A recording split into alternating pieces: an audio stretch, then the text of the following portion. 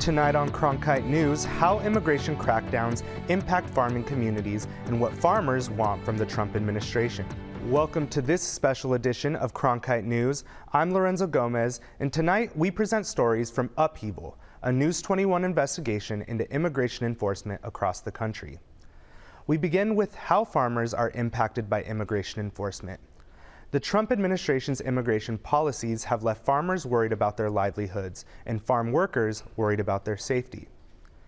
Filmmakers Grayson Thatcher and Carlos Rene Castro show us how immigration crackdowns are affecting farmers and the agricultural industry as a whole. If tomorrow we snapped our fingers and everybody that was illegal in America was gone, I think you would have some major issues. ICE was given a directive to get rid of illegal immigrants, so that's what they're trying to do. Immigration policies and laws are broken. Que lo único que estamos haciendo es trabajar y trabajar. Agriculture is a little different and unique. The American workforce doesn't want to do what we do. There are probably some people that are coming in illegal, but as farmers, we are not ICE agents. Last time I checked, I haven't been deputized.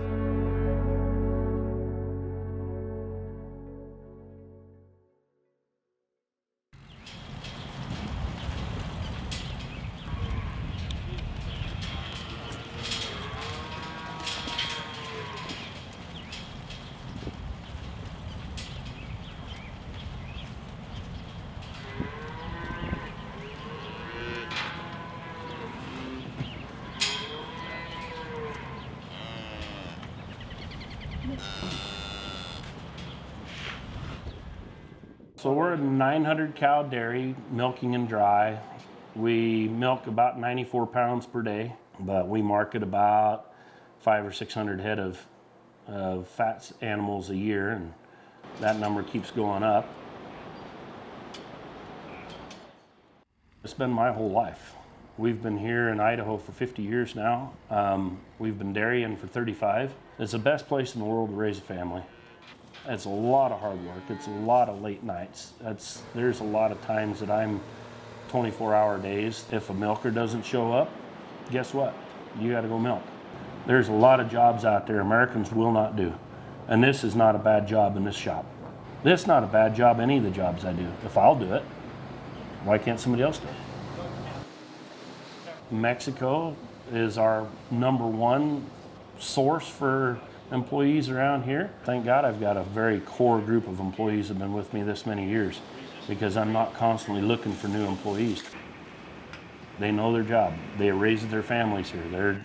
They're upstanding as much as I am, member of the community. So I'll defend them to the day I die.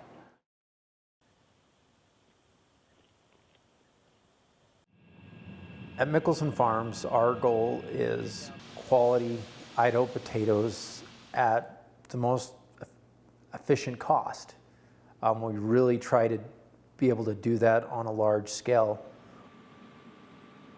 Labor challenges is always probably right at the top of our list of things that we're trying to deal with and work with.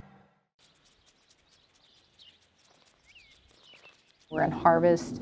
Right now we'd have about 60 full-time employees on the farm, and then that'll go up by another 100 to 125 employees during harvest time, which will be in early September to early October. And so we bring in those employees for that period of time. Most people would think, oh, there should be employees, but the reality is when you have really long, hard farm hours. Well, most people don't want to have to work those kind of hours, or they don't want to go work out in the dirt where they're going to get dirty every day. When you talk agriculture, food processing, and there's some other sectors too, the foreign-born or migrant or labor programs are a vital, important part. 60 to 80% of our workforce is probably foreign-born or migrants in the last generation or two. Under the new administration, we've already seen fairly significant deportations. Most organizations have seen it, whether it's somebody getting picked up and deported, or whether it's people that just don't come to work anymore, and then you might assume that maybe they weren't documented and they're too scared to come to work. The fact that immigrants are the only ones that will fill these agricultural jobs. You look at ag production, not just dairy, but ag production across all sectors, and 50% of our on-farm ag workforce in this country is unauthorized. And so we can't feed ourselves as a country if we don't find a solution to this problem. If tomorrow we snapped our fingers and everybody that was illegal in America was gone, I think you would have some major issues, and we would have permanent damage to our country. Crops not planted, plants shutting down, reliance on certain industries moved to other countries. It's impractical, reckless, and would not work. Yeah, get the criminals out. There's several of those around. But your farm workers are not your criminals. We have got to have a workable year-round guest worker program. Cut and dried.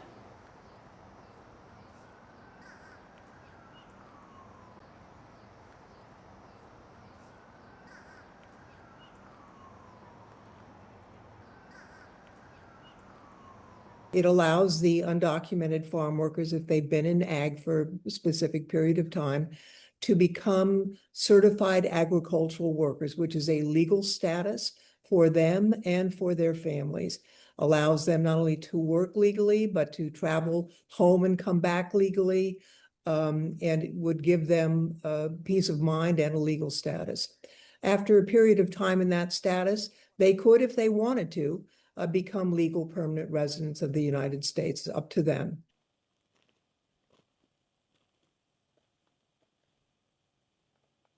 We obviously don't know what the Trump administration is going to do, but they have made a public commitment to deport millions and millions of people. If something happened and they deported all of our employees, you've got hundreds of thousands of cows that are getting milked every day. Somebody has to do that. And you can't just stop milking a cow. Farmers, look, they know better. They work with them for years. You had cases where, not here, but just even over the years, where people have worked for a farm on a farm for 14, 15 years, and they get thrown out pretty viciously, and we can't do it. We got to work with the farmers.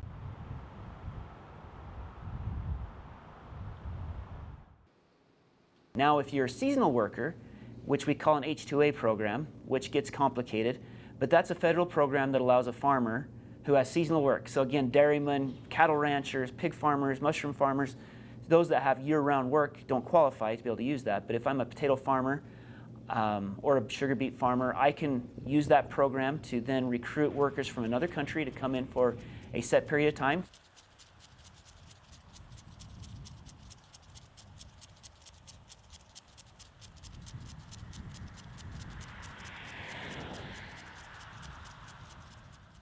For years, we continued to avoid the H-2A program and bringing in temporary outside immigration help.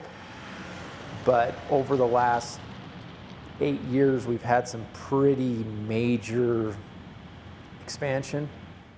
And we finally got to the point that there simply wasn't the local help to be able to help us harvest all those crops. Our typical experience when looking at a domestic worker with an agricultural jobs is there's not an interest, and when there is an interest, there's not the grit to stay in the job and actually see it through.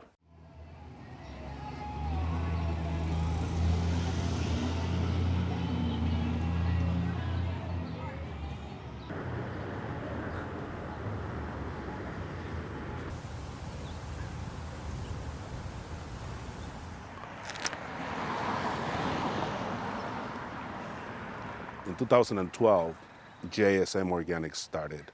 From the very beginning, it was certified organic. But about 11,000 plants. Now we plant about 640,000 plants. We farm about 100 acres, and we have 32 families that work at our farm, and we grow for thousands, we feed thousands of people.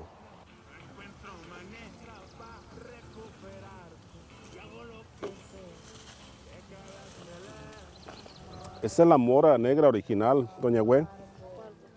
The American workforce doesn't want to do what we do. If we don't have enough people working here, doing what we love doing and helping us feed our communities, and then what's going to happen? So I say it's a blessing that there's this H2A program that allows me to bring people that want to work from other countries and being able to go back and come back year, season after season.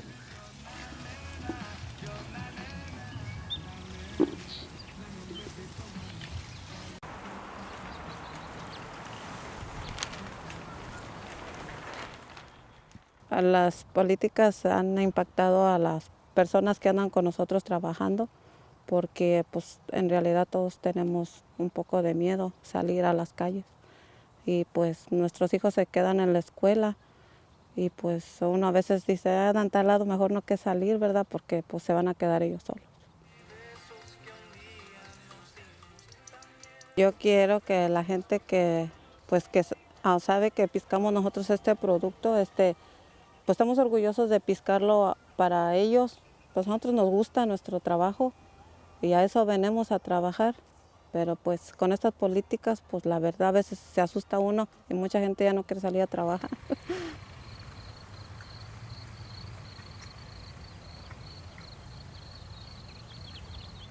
Yo me siento preocupada, con miedo por la situación que está pasando porque tengo mis niños. Yo me encuentro trabajando, entonces me da miedo cualquier momento que me puedan detener y mis niños se queden aquí. Y yo estoy sola con ellos. Ese es mi miedo. Pues mi sueño americano era pues venir, ¿verdad? A estar aquí, trabajar, darles un mejor futuro a mis hijos, una mejor educación, un mejor bienestar. Pero ahorita pues hasta está un poco difícil la situación. Venimos de nuestro país pues arriesgando nuestra vida, la vida de nuestros hijos para trabajar honradamente, ganar pues nuestros alimentos honradamente.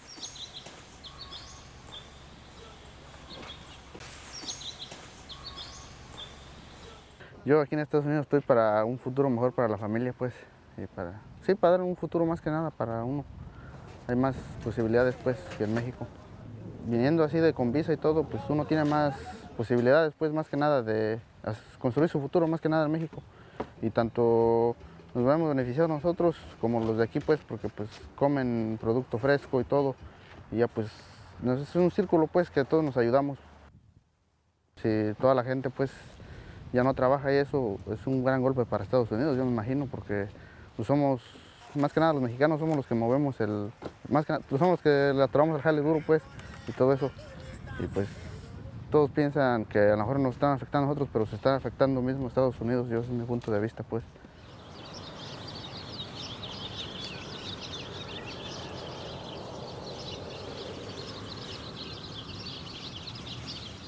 ¿Irá a alcanzar la liga, hijo? ¿Qué tanto hay?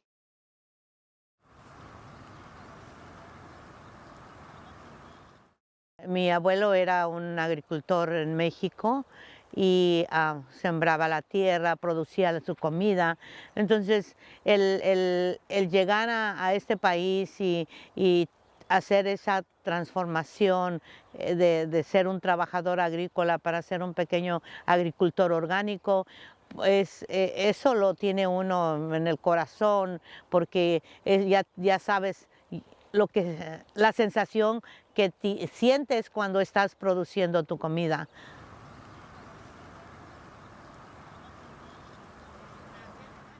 Ha sido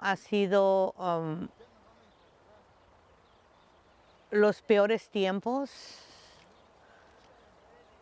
de todos esos 38 años viviendo en Estados Unidos.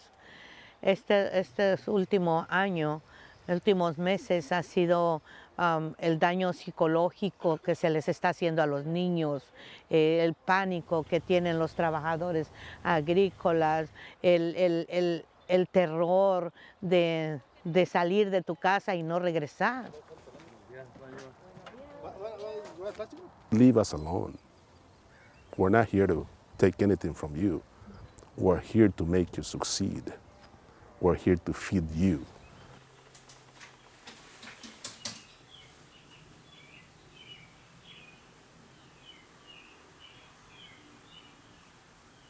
At the end of the day, the promise to America to ensure that we have a 100% American workforce stands, but we must be strategic in how we are implementing the mass deportation so as not to compromise our food supply.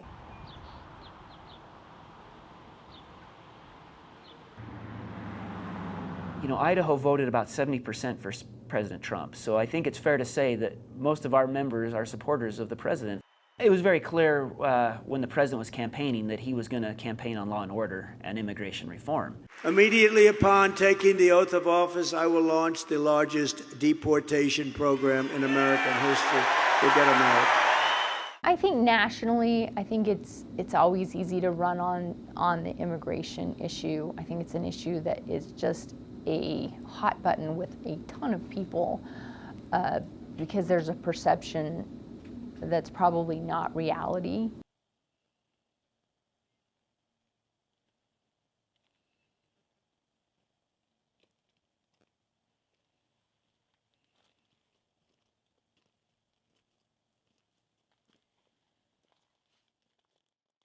So if you guys think that you haven't been touched by an illegal immigrant's hands in some way through either your traveling or your food, you're kidding yourselves. It happened right after, the day after Donald Trump was put into office. I got targeted online and they named all of our businesses and wanted people to call ICE, said that I knowingly had hired illegals, which isn't true, couldn't be farther from the truth. We follow all the applicable state and federal laws that you have to use when you hire employees, which is you have to fill out a 99 and you fill out all the required forms that you're required to fill out. As farmers, we are not ICE agents.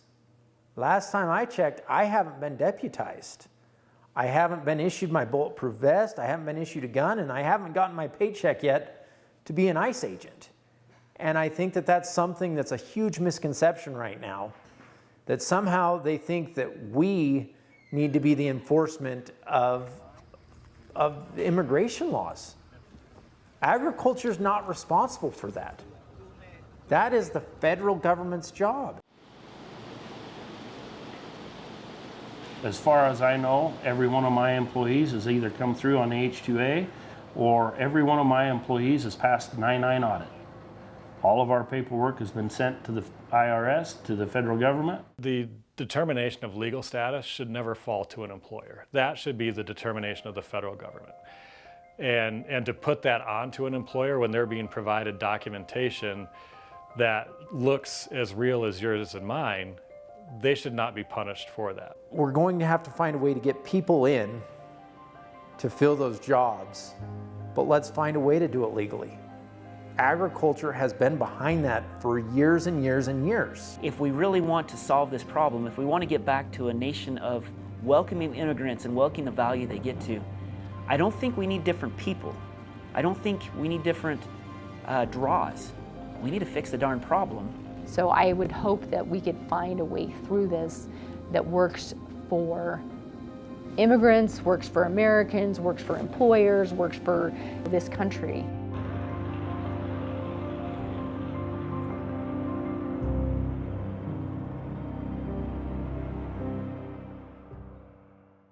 Recent calls to try and carve out agricultural immigration reforms include a work program ensuring farmers have the labor they need without granting amnesty for farm workers who lack legal status.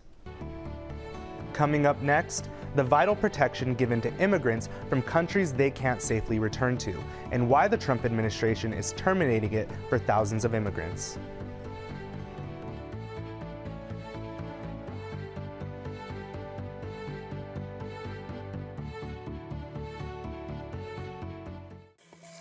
When I was younger, there were no engineers around me, so I had to become my own role model.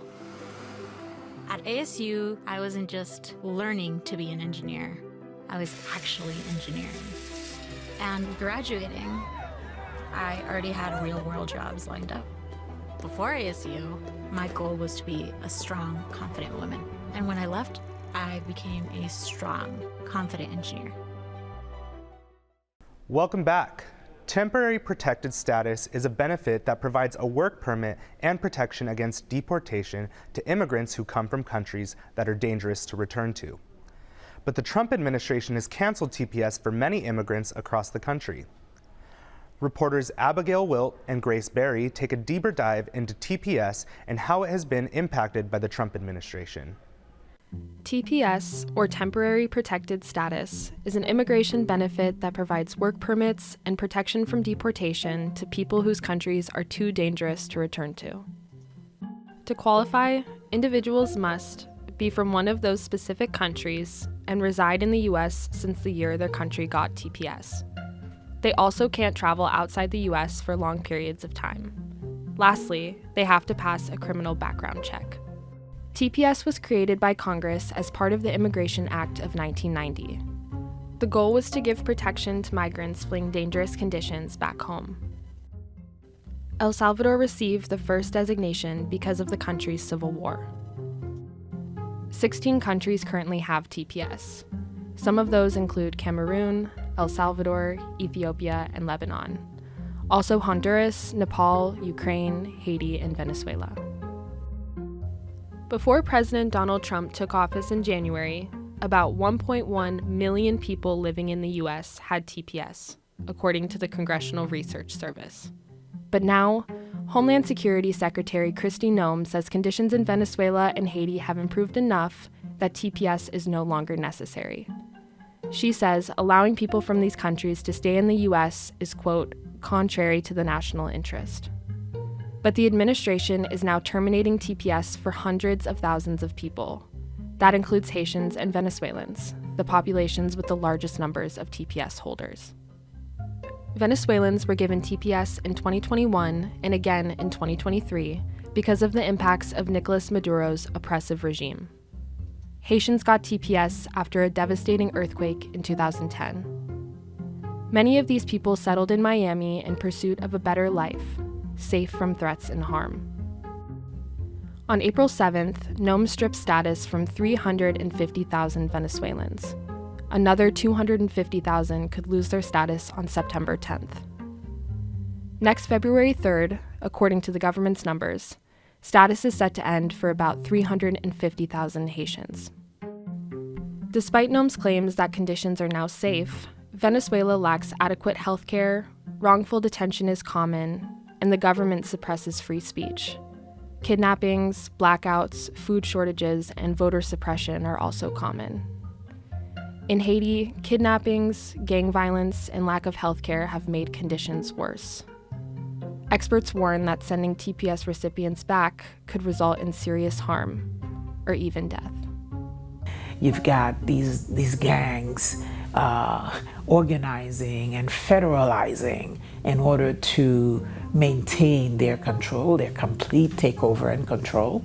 And they're doing so in the most violent of ways, shooting local populations, shooting people who are the most vulnerable, people who have nothing, on top of the kidnappings for ransom and the extrajudicial killings, I would say. All of this is part of the current context in Haiti. I don't want to exaggerate when I suggest that, to be returned to Haiti right now is a death sentence. TPS recipients whose status was terminated are pursuing legal options to remain in the U.S. Those include seeking asylum, a visa to study, or asking a family member to petition on their behalf. Other options are temporary worker visas or national interest waivers. If these recipients don't find an alternative, they will be forced to leave the country as soon as their status ends. They say that they're gonna cancel TPS because the condition in Venezuela has changed, but they haven't changed. We started our life all over 4 years ago, so we will have to start over again our lives. I know the United States immigration system is a little bit complicated, But with the previous administration, we were like invited to come to renege with my family, in this case, my uncles. And it's like they're trying to kick me out, and I am doing everything legal. I didn't commit any crime. I feel like I'm in Venezuela again, being persecuted by the government. If I had to say something to the government, we're not the enemy. I think we deserve to be here.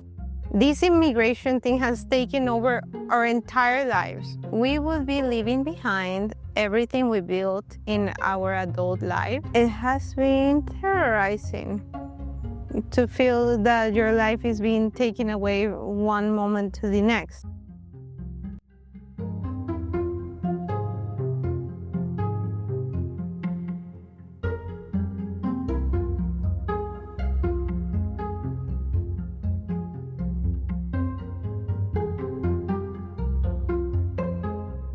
To explore more stories from News21 Upheaval, visit News21's website at upheaval.news21.com. That's it for tonight's edition of Cronkite News. I'm Lorenzo Gomez. Thank you for joining us. And to see top Arizona stories anytime, log on to cronkitenews.azpbs.org.